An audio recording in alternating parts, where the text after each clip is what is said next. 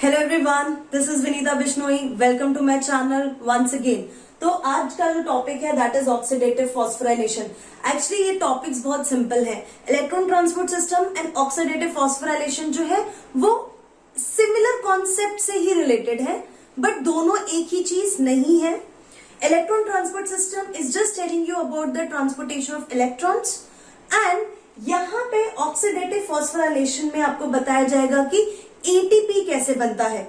तो electron transport system में मैंने आपको क्या बताया था कि इलेक्ट्रॉन्स का मूवमेंट होता है थ्रू द कॉम्प्लेक्स, एंड जब भी वो डाउनहिल मूवमेंट होता है तो एनर्जी रिलीज होती है, और उसकी वजह से जो हाइड्रोजन आयन है it is moving towards the intermembrane space, and इसकी वजह से यहाँ पे हाइड्रोजन आयन का कॉन्सेंट्रेशन बढ़ गया है as compared to the matrix.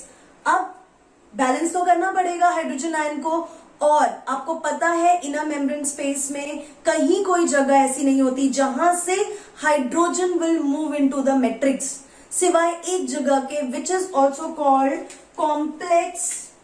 Complex fifth, that is ATP synthase enzyme.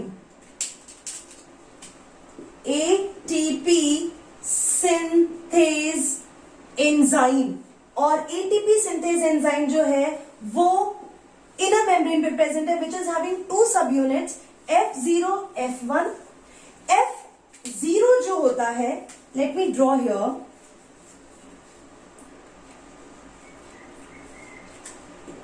This is the inner membrane. ये इनर मेम्ब्रेन में F0 सब यूनिट है एंड F1 सब यूनिट है। इट इज F1 जो है it is protruded towards the matrix. तो ये वाला जो पोर्शन है ये मैट्रिक्स है, ये वाला पोर्शन जो है इनर मेम्ब्रेन है, और ये वाला जो पोर्शन है ये इंटर मेम्ब्रेन स्पेस है।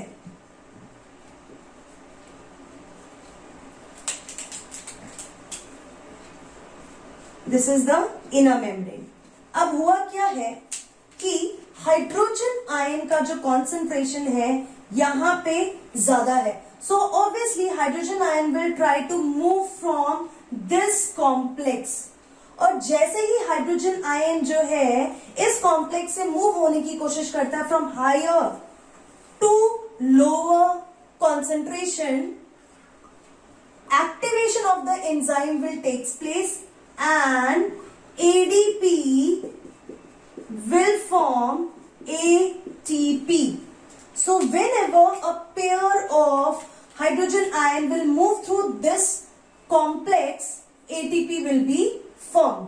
तो ये जो हाइड्रोजन आयन का कंट्रीब्यूशन ज्यादा NaDH2 से होता है एज कंपेयर टू FADH2, इसीलिए 1 NaDH2 is responsible for 3 ATP and 1 FADH2 is responsible for 2 ATP।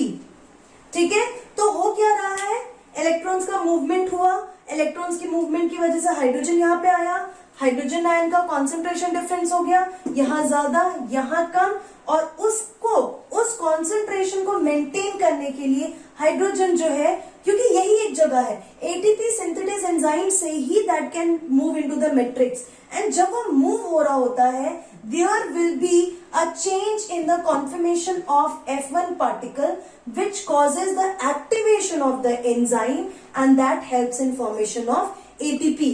तो इसको बोलते हैं फॉस्फोराइलेशन, क्योंकि एटीपी बना। एंड ऑक्सीडेटिव फॉस्फोराइलेशन क्यों?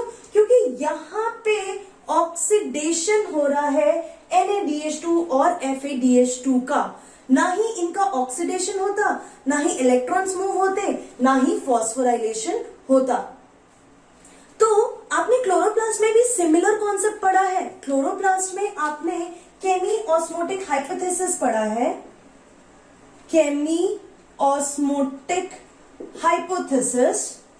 इस हाइपोथेसिस में, ये हाइपोथेसिस में जो इलेक्ट्रॉन्स का हाइड्रोजन का इम्बैलेंस, हाइड्रोजन का जो ग्रेडियंट आ रहा है वो सनलाइट की वजह से आ रहा है, ना ही सनलाइट आती, ना ही जो है there will be difference in the proton, light reaction की वजह से there will be difference in the proton concentration. यहाँ पे In case of oxidative phosphorylation, what causes this difference? Oxidation reduction, right? Oxidation हो रहा है, रिडक्शन हो रहा है. एक बार ऑक्सीडाइज होते हैं, एक बार रिड्यूस हो रहे हैं, फिर ऑक्सीडाइज हो रहे हैं, फिर रिड्यूस, फिर oxidise. Because of that movement of hydrogen is taking place, and because of that ATP is taking place. So this is very simple concept, that is oxidative phosphorylation. तो क्लोरोप्लास्ट और mitochondria में सिर्फ ATP बनने का एक ही reason है, hydrogen ion के concentration में डिफरेंस होता है. और जब भी कॉन्सेंट्रेशन आयन का डिफरेंस कम किया जाता है, that time ATP formation will be taking place. So hope you understood this topic. See you in my next video. Till then, keep learning and be safe.